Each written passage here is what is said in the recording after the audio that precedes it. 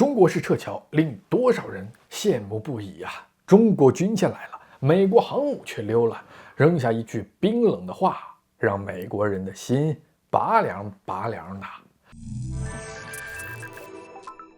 大家好，我是吕哲。苏丹内乱，中国海军第3次撤侨。这第3次撤侨有多少人羡慕的不行啊！在亚丁湾执行护航任务的军舰直接停靠在了苏丹港口啊！我们来了，大家安全了。这话一出啊，多少人为之流泪。中国海军第3次海外撤侨，并再一次停靠他国港口。中国在用行动告诉所有人，无论中国人身处何处，无论遇到了怎样的困难，遇到了怎样的危险，祖国永远是最温暖的港湾。而看着中国人被军舰一个个的接走，要说心里最不好受的，可能就是滞留在苏丹的美国人了。在海外的国人啊，最需要国家撑腰的时候，中国军舰来了。而与中国军舰同时来的，有着鲜明对比的，那就是美国航母。美国航母来了又溜了，而且溜得还挺快。原本啊，在地中海加班的布什号航母战斗群突然准备下班。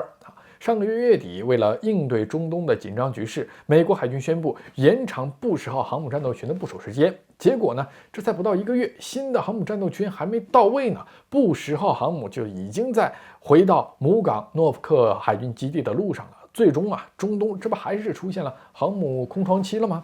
而这美国航母战斗群溜了就溜了，按理说啊，在这个苏丹内乱、安全风险持续扩大的时候，美国海军也可以顺道把滞留在苏丹的美国人捎回去。可是呢，美国方面却完全没考虑这一点，直接扔下了一句冷冰冰的话。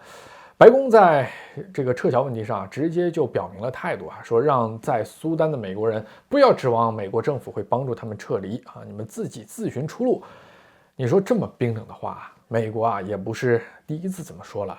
美国从阿富汗撤军，不仅杀了盟友一个措手不及，就连在阿富汗的美国人以及那些曾经帮助过美国人的阿富汗人，也全都被扔在了阿富汗。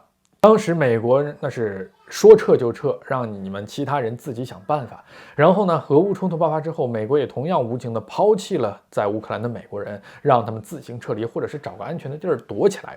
这一次苏丹内乱更是如此，差不多1.6万美国人在苏丹啊。那在这个局势越来越危险的时候呢，美国再一次让自己人自生自灭，还真是不把自己的人民当回事儿哈。可能美国会说有困难，从地中海到苏丹啊也挺远，有点距离。可是中国军舰能快速出现在苏丹港口，难道就很容易吗？与之前的也门撤侨不同，这次在亚丁湾执行护航任务的中国军舰前往苏丹的路程是更远大概是2-3天的航程。那为此呢，早在几天前，中国军舰就已经在吉布提港待命了，随时做好了前往苏丹的准备。如果美国有心的话，同样能够和中国军舰一样完成在苏丹的一次撤侨任务。可美国在派飞机把使馆工作人员接走之后，就不准备再派飞机回来了，并且给滞留在当地的1万多美国人抛下了那个自己想办法的这种话。这不是有没有困难的事儿了这是压根儿不把本国人民的死活放在心上。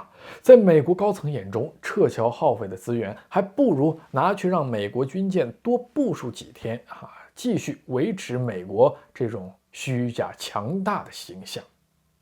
你同意我的看法吗？欢迎给我留言。吕哲观察今天就是这样。